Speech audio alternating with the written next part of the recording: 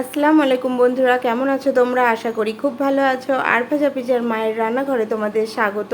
আজ আমি তোমাদের জন্য নিয়ে এসেছি লাউ ডালের রেসিপি।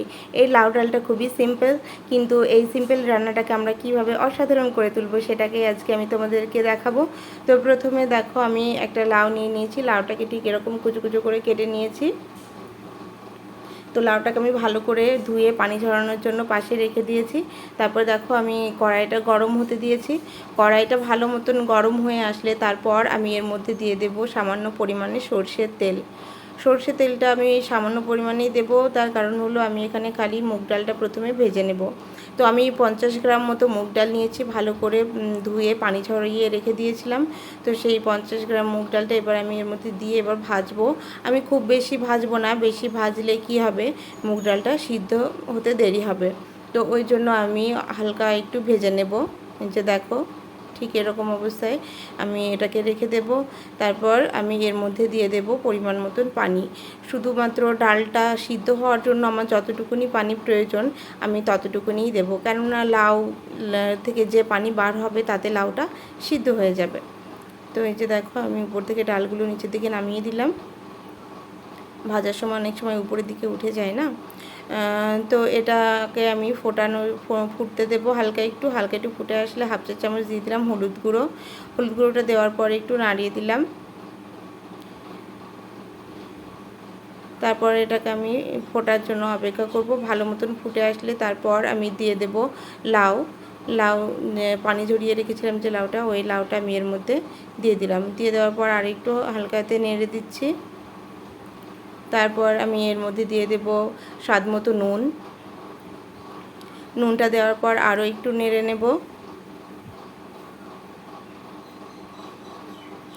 তারপর এটাকে আমি ঢাকা দিয়ে বেশ কিছুক্ষণ হতে দেব। সিদ্ধ হওয়া পর্যন্ত আমাকে অপেক্ষা করতে হবে। যে দেখো, এটা এখনও সিদ্ধ হয়নি। যে দেখো, প্রায় মনে হচ্ছে সিদ্ধ হয়ে এসেছে। তো এটাকে আমি একটু ভালো করে নেড়ে দেবো আর একটু। যে দেখো, লাউটা ভালো মতো সিদ্ধ হয়ে গেছে। এই যে দেখো, লাউটা সিদ্ধ হয়ে গেছে। তো এটাকে এবার আমাকে নামিয়ে নিতে হবে। দেখো, আমি নামিয়ে নিয়েছি। লাউটা ভালো মতো সিদ্ধ হয়ে গেছে। ডালটাকে কিন্তু আমি খুব বেশি সিদ্ধ করব না। এই যে দেখো, ঠিক এরকম অবস্থায় আমাকে নামিয়ে নিতে হবে। তো দেখো, অন্যদিকে আমি কড়াইটা গরম হতে দিয়েছি। কড়াইটা ভালো মতো গরম হয়ে আসলে খুবই সামান্য পরিমাণে একটু তেল দেব। এই গরমে তেল মশলা একদমই খাওয়া ভালো না, তো সেই জন্যই আমার এই রেসিপি দেওয়া।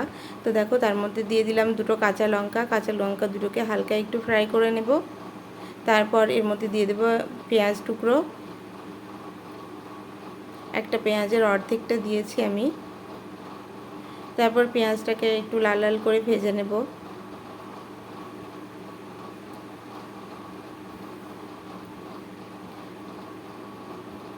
পেঁয়াজটা ভাজা পর্যন্ত আমাকে অপেক্ষা করতে হবে। যে দেখো, পেঁয়াজ ভাজা হয়ে গেছে। এবার আমি যে লাউ এবং ডাল সিদ্ধ করে রেখেছিলাম ওটা এর মধ্যে দিয়ে দেব। যে দেখো, এবার এটাকে আমি নেড়ে দিচ্ছি।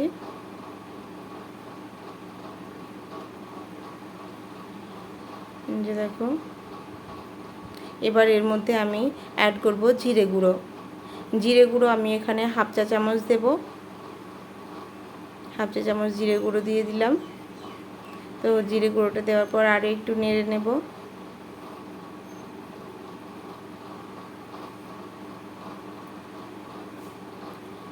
যেটা দেওয়ার কারণে আমার এই লাউ ডালের স্বাদটা দ্বিগুণ হবে সেটা হচ্ছে লেবুর রস।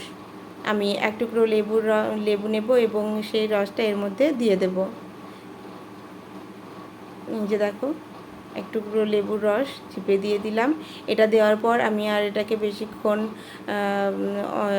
গ্যাসটা অন করে রাখবো না, গ্যাসটা বন্ধ করে দেব। লেবুর রসটা দেওয়ার পরেই আমি গ্যাসটা বন্ধ করে দিয়ে এভাবে ভালো করে নেড়ে নেব, যাতে লেবুর রসটা পুরোটা মিক্স হয়ে যায়। তো দেখো কেমন হয়েছে। এবার এটাকে আমি ঠিক এরকম অবস্থাতেই নামিয়ে নেব, খুব বেশি ঝোল আমি রাখবো না। তো আমার এই রেসিপি যদি তোমাদের ভালো লেগে থাকে তাহলে অবশ্যই লাইক কমেন্ট শেয়ার করে দেবে। আর যারা আমার চ্যানেলটাকে সাবস্ক্রাইব করে দিয়েছো তাদেরকে অনেক অনেক অনেক ধন্যবাদ। যারা এখনও করোনি প্লিজ প্লিজ প্লিজ আমার চ্যানেলটাকে সাবস্ক্রাইব করে দিও। আর সবার আগে নোটিফিকেশান পেতে বেল আইকনটা প্রেস করে দিতে ভুলো না। তো চলো দেখা হচ্ছে নেক্সট ভিডিওতে।